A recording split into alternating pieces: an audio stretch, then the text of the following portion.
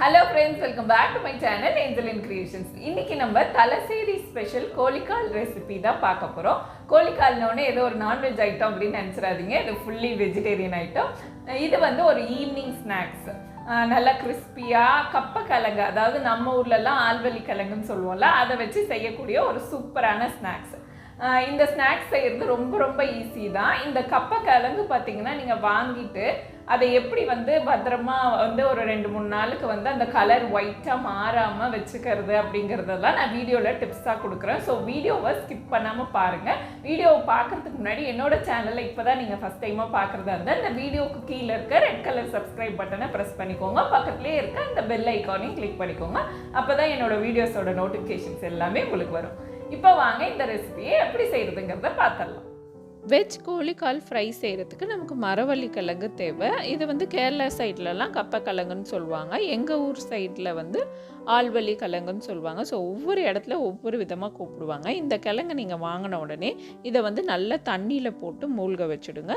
தண்ணியில் நல்லா ஒரு மணி நேரம் ஊறினதுக்கப்புறம் தோல் சீவினா அந்த தோல் ஈஸியாக ரிமூவ் ஆகிடும். இந்த மாதிரி நல்ல வெள்ளையாக தோல் உரிச்சோடனே இதை வந்து தண்ணியில் போட்டு வச்சுட்டா அதோட ஒயிட் கலர் வந்து மாறாமல் இருக்கும்.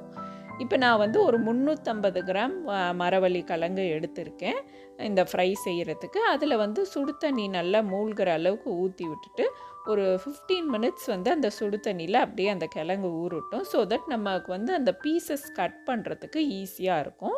ஸோ இதை வந்து அப்படியே மூடி வச்சு ஒரு ஓரம் வச்சிடலாம். அடுத்ததாக நம்ம ஒரு மசாலா இடிச்சுக்கலாம். அதுக்கு வந்து இந்த மாதிரி ஒரு அம்மிக்கல்லில் பூண்டு ஒரு 4 பீஸ், ஒரு சின்ன பச்சை மிளகா, அப்புறம் கொஞ்சம் கருவேப்பிலை சேர்த்துட்டு இதை இடிச்சுக்கலாம். உங்களுக்கு காரம் நிறையா வேணும்னா இன்னொரு பச்சை மிளகா கூட சேர்த்துக்கலாம். இந்த மாதிரி ஒரு கோர்ஸ் பேஸ்ட்டாக நம்ம இடித்து எடுத்து வச்சுக்கலாம். இப்போ நான் வந்து அந்த ஊற வச்சுருந்த கிழங்கை வந்து சுடு தண்ணியிலேருந்து எடுத்துட்டு பீசஸ் வந்து கட் பண்ணிக்கிறேன். நம்ம ஃப்ரெஞ்ச் ஃப்ரைஸ்லாம் வெட்டுவோம்ல, அந்த மாதிரி இதை வெட்டணும்.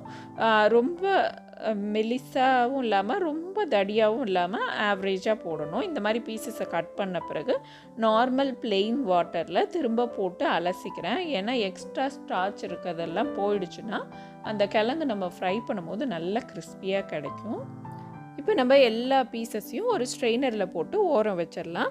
மரவள்ளி கிழங்கு ஒரு 2-3 நாளைக்கு ஒயிட் அண்ட் ஃப்ரெஷ்ஷாக வச்சுக்கிறதுக்கு ஒரு டிப்ஸ் சொல்கிறேன்.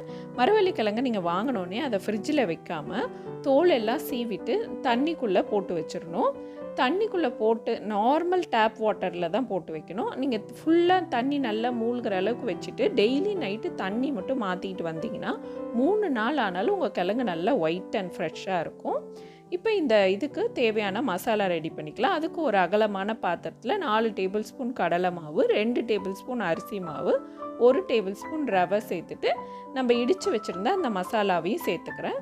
சேர்த்தோடனே ஸ்பைஸ் பவுடர்லாம் ஆட் பண்ணணும். 1/2 டீஸ்பூன் மஞ்சத்தூள், கலந்து அரைச்ச மிளகாத்தூள் 1/2 tablespoon, 1 tablespoon plain chilli powder, 1 teaspoon garam masala, 3/4 teaspoon உப்பு. இது எல்லாம் தான் இதுக்கு தேவையான பொருட்கள். நீங்கள் இந்த காரத்தை வந்து உங்கள் வீட்டில் இருக்கிறவங்களோட விருப்பத்துக்கு ஏற்ற மாதிரி அட்ஜஸ்ட் பண்ணி போட்டுக்கோங்க. ஸோ இப்போ இந்த எல்லா மசாலாவையும் சேர்த்து நம்ம கலந்து விட்டுட்டு கொஞ்சம் கொஞ்சமாக தண்ணி சேர்த்து நல்லா கரைச்சிக்கணும். கொஞ்சம் திக்காக தான் இருக்கணும். ரொம்ப தண்ணியாட்ட கரைச்சிட்டிங்கன்னா வந்து அந்த கிழங்குங்க மேலே கோட் ஆகாது. அதே போல் இதை வந்து நல்லா கரைச்சதுக்கப்புறம் நம்ம வெட்டி வச்சுருந்த அந்த கிழங்கு எல்லாத்தையும் உள்ளே சேர்த்துட்டு மெதுவாக இதை கலக்கணும். ரொம்ப வேகமாக இதை கலக்கணும்னா நம்ம ரொம்ப கொஞ்சம் மெல்லிசாக தானே கட் பண்ணியிருக்கோம், அந்த பீசஸோட ஷேப் எல்லாம் உடஞ்சிரும். ஸோ ஜென்டிலாக இதை மிக்ஸ் பண்ணிவிட்டு நல்லா ஒரு 1/2 மணி நேரம் இதை ஊற விடணும். அப்போ தான் வந்து கிழங்கோட உள்ள வரைக்கும் நம்ம போட்ட அந்த காரம் ஏறி நல்ல டேஸ்ட்டாக இருக்கும். ஸோ இதை ஊறுற கேப்பில் வெளியே எப்படி இருக்குன்னு காட்டுறேன். எங்கள் வீட்டுக்கு வெளியே மாடியில் நல்லா சில்லுன்னு இருக்குது, மழை பெஞ்சிட்ருக்கு, கிளைமேட் ரொம்ப சூப்பராக இருக்குது. ஸோ இந்த 1/2 hour ஊறினதுக்கப்புறம் சுட சுட இதை ஃப்ரை பண்ணி சாப்பிட்லாம். ஃப்ரை பண்ணுறதுக்கு ஒரு பேனில் தேங்காய் எண்ணெய் எடுத்திருக்கேன். கேரளாவில் வந்து இந்த ரெசிபியை வந்து தேங்காய் எண்ணெயில் தான் செய்வாங்க. உங்களுக்கு தேங்காய் எண்ணெய் விருப்பம் இல்லைன்னா ஆர்டினரி குக்கிங் ஆயிலில் கூட ஃப்ரை பண்ணிக்கலாம்.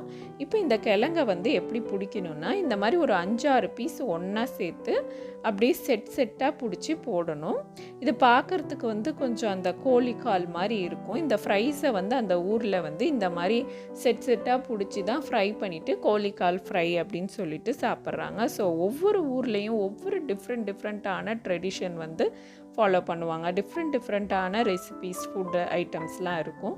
ஸோ அது எல்லாத்தையும் என்னோட சேர்ந்து பயணிக்கிற எல்லா சப்ஸ்கிரைபர்ஸ், வியூவர்ஸும் நீங்கள் பார்ப்பீங்க. நான் விதவிதமான ஊர்களோட உணவுகளை வந்து உங்களுக்காக நான் வந்து தேடி போட்டுட்டு வரேன் என்னோடய சேனலில். ஸோ என்னோடய சேனலை வந்து சப்ஸ்கிரைப் பண்ணி மிஸ் பண்ணாமல் எல்லா ரெசிபீஸையும் பாருங்கள். ஸோ நான் பேசிக்கிட்டே எல்லா ஃப்ரைஸையும் ஃப்ரை பண்ணிவிட்டேன். இதே போல் திருப்பி போட்டு நல்ல கோல்டன் ப்ரௌன் கலரில் ஃப்ரை பண்ணி எடுத்துக்கோங்க. கோகனட் ஆயில் யூஸ் பண்ணுறதுனால ஆயில் இந்த மாதிரி பொங்கி வருது, அதை பற்றி ஒன்றும் பிரச்சனை இல்லை.